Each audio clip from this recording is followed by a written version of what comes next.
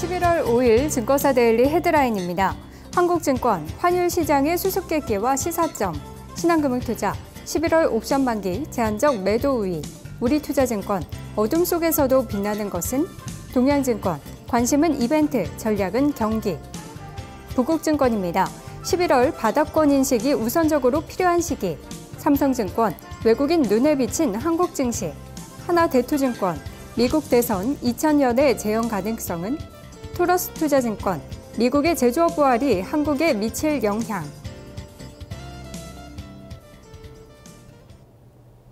네, 오늘 증권사들은 환율과 옵션 만기 등 여러 가지 변수들 살펴보고 있었는데요. 오늘은 한국투자증권의 의견부터 보도록 하겠습니다. 환율 시장의 수수께끼와 시사점이라는 제목을 달고 있는데요. 먼저 원화 강세와 엔화 약세 추세가 최근에 이어지고 있다는 점에 대해 살펴보고 있습니다. 최근 시장이 하락하는데도 불구하고 원화가 강세로 가고 있는 추세고요. 또 위험자산이 하락하는데도 불구하고 엔화가 약세를 보이는 수수께끼 같은 현상이 펼쳐지고 있다고 전했는데요. 이 환율 수수께끼의 열쇠는 바로 경상수지에 있다고 설명하고 있습니다. 한국, 헝가리, 중국같이 자국 통화가 강세를 보이는 곳의 특징은 이 경상수지가 흑자를 기록하고 있다는 점인데요.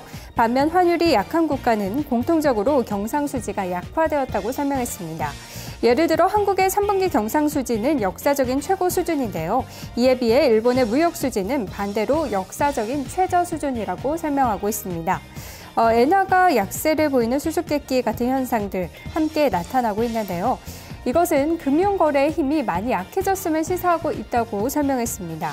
금융시장에서 환율의 가치가 결정될 때 금융거래의 흐름이 더 중요하게 작용되는 게 일반적인 현상인데요. 하지만 경상수지의 영향력이 최근 커졌다는 것은 금융거래의 힘이 그만큼 많이 약화됐음을 시사하고 있다고 설명했습니다. 미 대선 이후에는 불확실성이 낮아지면서 이 경상수지 중심의 환율 결정 환경은 조금 더 완화될 수 있을 것으로 보고 있습니다. 다음으로 신한금융투자의 의견 보도록 하겠습니다. 11월 옵션 만기 전망해보고 있는데요. 매도 우위가 나타날 것으로 예상하고 있습니다. 이 평균 베이시스가 이론 베이시스에 수렴하면서 중립적인 차익 거래 환경이 지속되고 있습니다. 만기 주간의 베이시스는 1 이상은 국가의 차익 거래 매수, 또 0.6 이하는 매도 구간의 진입이 예상된다고 분석했는데요. 외국인의 차익 거래 스탠스에는 변화가 없습니다. 최근 단기적인 매수와 매도를 반복하고 있는 현상 나타나고 있습니다. 외국인 매수 잔고는 0 이하의 베이시스 및 마이너스 0.3 이상의 컨버전에서 청산 욕구가 높아질 수는 있겠지만 그 가능성은 크지 않다고 내다보고 있습니다. 종목에 대해서는 SK하이닉스나 한국가스공사, 파라다이스 등에 관심이 필요하다는 설명했는데요. 또 플렉스컴이나 웰크론, 한택 등을 추천주로 제시했습니다.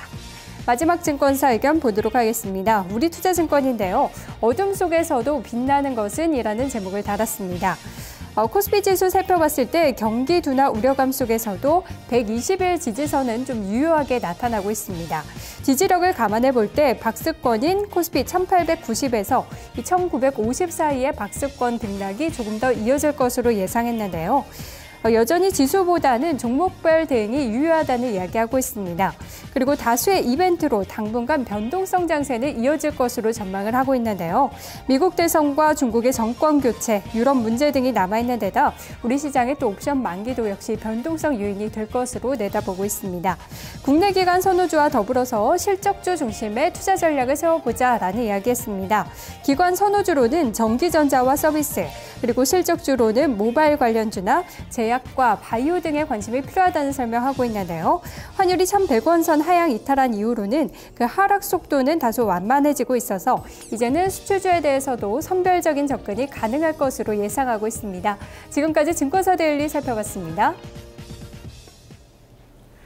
네, 오늘 증권사 데일리는 대체적으로 미국 이야기들 참 많이 하고 있습니다. 자세히 짚어보겠습니다. 허준식 해설위원입니다. 안녕하세요. 네, 안녕하십니까. 네, 오늘의 리포트 어떻게 보셨습니까? 네, 일단 미국과 중국 정치 이벤트를 앞두고 있기 때문에 관망세가 나올 것이라는 전망들이 많은 것 같습니다. 네, 베스트 리포트도 선정을 해주시죠. 네, 대우증권 리포트인데요. 미국 정치권이 대선 앞두고 시장의 어떤 노이즈를 만들어내지는 않을 것으로 봐서 불협화음을 만들어내지는 않을 것으로 봤습니다. 그리고 초저금리라든지 3차 양적 완화 등도 일부 시장에서 우려하는 것처럼 누가 당선되든지 간에 경제정책 기조가 기존처럼 유지될 것으로 대우증권에서 낙관을 하고 있고요. 다만 이제 정치적인 어떤 불협화음이라든지 정책 기조의 변화 가능성이 줄어든다 그러면 시장 변동성도 축소될 수 있는 것이어서 사실 변동성이 줄어들게 되면 제가 판단할 때는 시세가 이렇게 위아래로 강하게 치지는 못하기 때문에 좀 완만할 정도로 흔들림은 있을 것 같고요. 그리고 중국 지도부 교체 관련해서는 성장보다는 지금 중국은 분배랑 균형의 정책 목표가 쏠려 있기 때문에 이번에 지도부 교체가 중국의 어떤 고성장의 계기를 마련하는 그런 그 이벤트가 되지는 않을 것으로 보고 있고요. 따라서 중국에 대한 중국 역할에 대한 기대감은 낮추자고 이렇게 이야기를 하고 있습니다.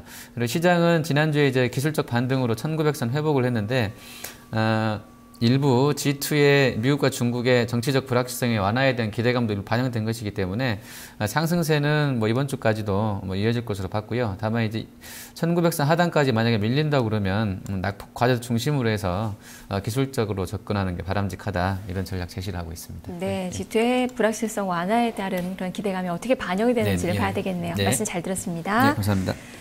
자, 지금 현재 이 동시호가 상황인데요. 개장까지 10분을 앞두고 있습니다. 미증시 하락으로 우리 증시도 약세권의 출발을 예상을 해볼 수 있는 그 구간이네요. 13포인트 정도의 마이너스권 시세가 나오고 있습니다.